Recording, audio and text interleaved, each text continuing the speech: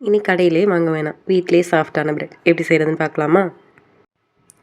2 cup maida, கொஞ்சமாக lukewarm water, sugar, yeast, ஒரு pinch salt, லாஸ்ட்டாக 1 டீஸ்பூன் பட்டர். அவ்வளோதான் தேவையான இன்க்ரீடியன்ட்ஸ். ஃபஸ்ட்டு ஈஸ்ட்டை ஆக்டிவேட் பண்ணி வச்சுக்கணும். அதுக்கு 1 tablespoon sugar, 1/2 teaspoon yeast, lukewarm water மூணையும் நல்லா மிக்ஸ் பண்ணி வச்சு 10 நிமிட்ஸ் விட்டுறலாம். ஈஸ்ட் நல்லா ஆக்டிவேட் ஆயிரும்.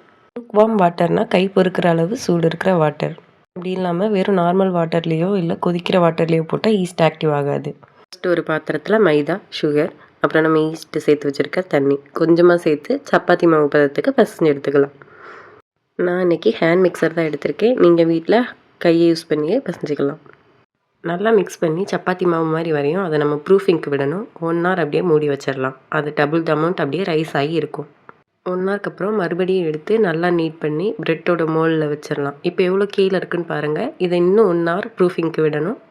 இது நல்லா டின் சைஸுக்கு மேலே வர ப்ரூஃபிங் ஆகி பொங்கி வரணும்.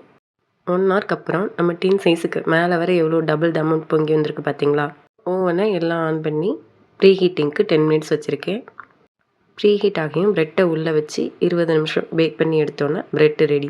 வெளியே எடுக்கையும் பட்டரை மேலே ராவி விடணும். அப்போ தான் ப்ரெட்டு ஸ்மூத்தாக இருக்கும். அவ்வளோதான், வீட்டில் ரொம்பவே சாஃப்டான பிரெட் ரெடி.